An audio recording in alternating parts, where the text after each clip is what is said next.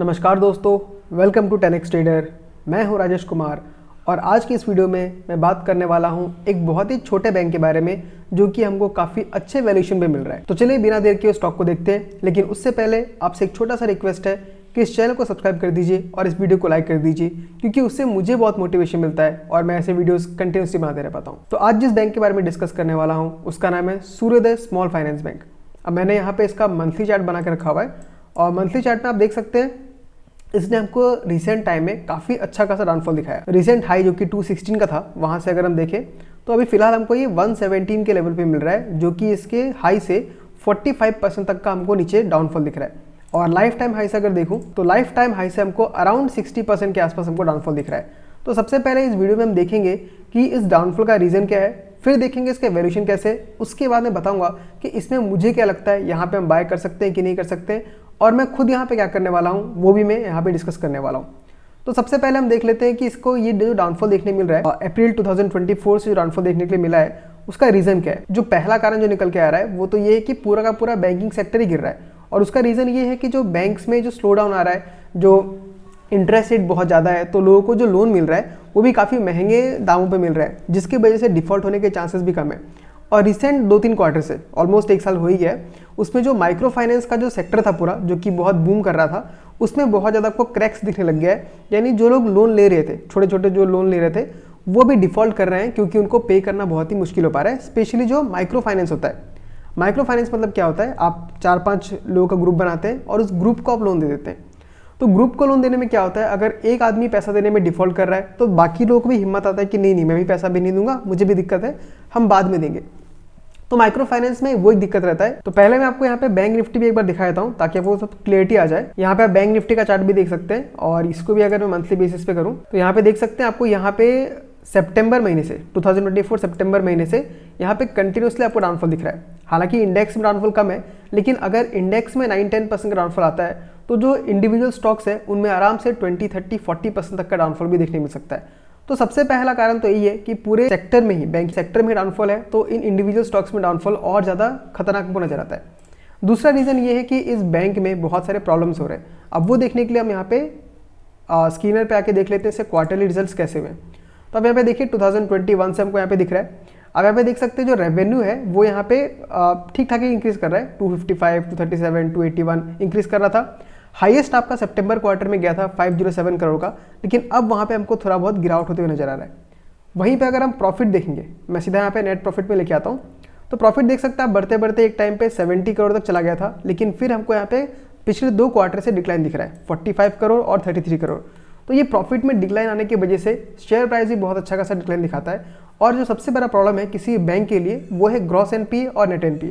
तो आप देख सकते हैं इसका ग्रॉस एनपीए हालांकि बहुत पहले से इसका 10% था, फिर बीच में घटते घटते बहुत इंप्रूवमेंट आया था, 3% तक चला गया था, 2.9% तक आया था, लेकिन फिर अब वो बढ़ के 5.53% आ चुका है। तो ये एक बहुत बड़ा रीज़न है सूर्योदय स्मॉल फाइनेंस बैंक में डाउनफॉल आने का। नेट एनपीए अगर देखें तो वो भी पिछले कुछ क्वार्टर से 1% के नीचे चल रहा था, लेकिन अब वो बढ़ के सीधा 3% पे आ चुका है। तो एक बहुत बड़ा जंप है किसी बैंक के लिए। अब क्योंकि ये माइक्रो फाइनेंस बैंक है तो इनमें एक साइकिल में बैंक काम करता है। जब माइक्रो फाइनेंस का साइकिल अच्छा काम कर रहा होता है तो इनका परफॉर्मेंस बहुत अच्छा होता है, और जब पूरा साइकिल खराब होता है तो इनका परफॉर्मेंस भी बहुत ज़्यादा खराब होता है। अगर वैल्यूएशंस में आके देखूं तो आप देख सकते हैं इसका प्राइस टू अर्निंग ओनली 6 का है और करंट प्राइस 121 का है, जबकि बुक वैल्यू 170 रुपीज़ का है। तो अगर मैं बुक वैल्यू के बेसिस पे देखूं तो हमको बहुत ही सस्ता मिल रहा है फिलहाल ये बैंक, अराउंड 0.7 टाइम्स का मिल रहा है।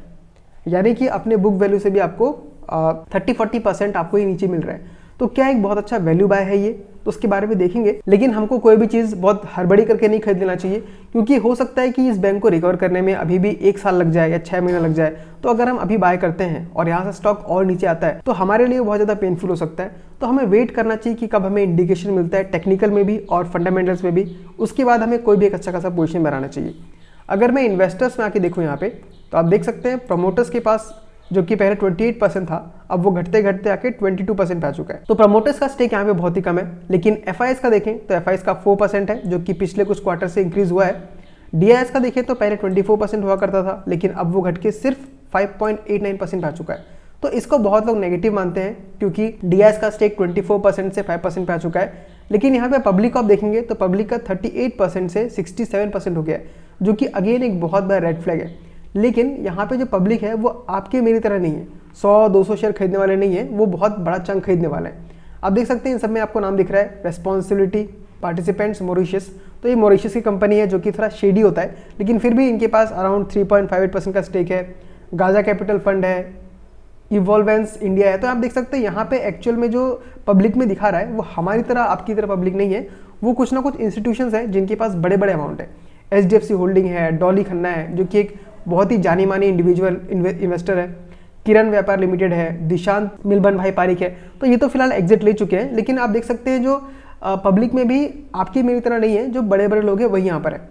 तो शेयर होल्डिंग पैटर्न मुझे थोड़ा बहुत उतना कंफर्ट तो नहीं दे रहा है, लेकिन फिर भी ठीक ठाक ही है। पब्लिक का जो स्टेक है इस स्टॉक में बहुत कम है, ज़्यादातर जो स्टेक लेके रखा हुआ है वो बड़े बड़े लोगों ने लेके रखा हुआ है। अब यहाँ पे देख लेते हैं कि हमको यहाँ पे क्या करना चाहिए, इस जगह पे क्या हम बाइंग कर सकते हैं। अगर इस जगह पे हम बाइंग करते हैं, जस्ट फॉर एग्जांपल ले रहा हूँ, कोई रिकमेंडेशन नहीं दे रहा हूँ, और ये अपने प्रीवियस हाई को टच करता है, तो आपको यहाँ से अराउंड 85% का रिटर्न मिल सकता है। लेकिन ये कोई गारंटी नहीं है कि यहाँ से रिवर्सल ले ही लेगा, यहाँ से कुछ समय तक कॉन्सोलिडेट कर सकता है या इसके नीचे भी आ सकता है। तो करंट पोजीशन में हमें क्या करना चाहिए, देखिए इसका जो वैल्यूशन है वो तो बहुत सस्ता हो चुका है, इनफैक्ट आपको बुक वैल्यू से भी काफ़ी नीचे मिल रहा है। और ज़्यादातर बैंक्स के जो मैनेजमेंट है वो यही कह रहे हैं कि जो माइक्रो फाइनेंस का जो प्रॉब्लम है वो Q3 में ऑलमोस्ट खत्म हो चुका है, Q4 में पीक आउट कर सकता है, लेकिन उसके बाद से ये कंफर्टेबल हो जाएगा और धीरे धीरे हमारा जो ग्रोथ है वापस से देखने के लिए मिल जाएगा।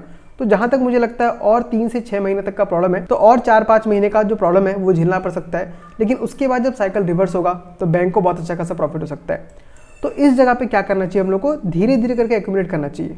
पर्सनली अगर मैं अपने बारे में बात करूं तो मैं यहाँ पे थोड़ा थोड़ा अमाउंट ऐड करते रहूँगा, और डाउनफॉल जो है मुझे लगता नहीं कि यहाँ पे और ज़्यादा आ सकता है, लेकिन अगर सेंटीमेंट खराब है तो कोई भी 100% नहीं बोल सकता, लेकिन वैल्यूशन सस्ता होने की वजह से जो वैल्यू इन्वेस्टर्स है वो तो बाय करने आएंगे ही आएंगे। तो मैं यहाँ पे धीरे धीरे करके ऐड कर रहा हूँ, बहुत ज़्यादा अमाउंट ऑफ कोर्स नहीं लगाऊंगा, मेरे पोर्टफोलियो का ओनली 5% स्टेक इसमें लग सकता है, उससे ज़्यादा इसमें लगने वाला नहीं है। और अगर आप इसको बाय करना चाहते हैं तो आपको अपना खुद का डिसीजन खुद ही बनाना है। मैं इन वीडियोज़ में कोई भी रिकमेंडेशन नहीं देता हूँ, सिर्फ मुझे जो नए स्टॉक्स मिलते हैं उनको लेके मैं डिस्कस करता हूँ, ताकि आपको एक स्टार्टिंग पॉइंट मिल जाए, उसके बाद आप खुद डिसाइड कर सके कि आपको इस पे स्टेक लेना है कि नहीं लेना है। और अगर टेक्निकल चार्ट में देखें तो इस जगह पे हमको एक इंपॉर्टेंट सपोर्ट दिख रहा है, ये जगह पहले एक रेजिस्टेंस की तरह काम कर रहा था, यहाँ पे भी हमको यहाँ ब्रेकडाउन देखने मिला था, और इस जगह को ब्रेकआउट देने के बाद ही स्टॉक ने काफ़ी अच्छा खासा मूव दिया था, और फिलहाल उसी लाइन के पास स्टॉक हमको आता हुआ मिल रहा है। तो ये एक बहुत ही मेजर सपोर्ट की तरह भी काम करेगा। तो यहाँ से अगर रिवर्सल मार देता है तो बहुत अच्छी बात है, अगर यहाँ से रिवर्सल नहीं मारता तो हमको रेडी रहना चाहिए यहाँ से और 5-10% का करेक्शन देखने के लिए। तो अब आप मुझे बताइए कि आपको ये वीडियो कैसा लगा, आप इस बैंक के बारे में कुछ अलग व्यूज़ रखते हैं तो वो कमेंट करके बताइए, मैं हर कमेंट को पढ़ता हूँ और उसका रिप्लाई जरूर करता हूँ। तो दोस्तों आज की वीडियो में इतना ही, मिलता है आपसे किसी अगले वीडियो में किसी अगले स्टॉक के साथ। तब तक के लिए tata bye bye, take care.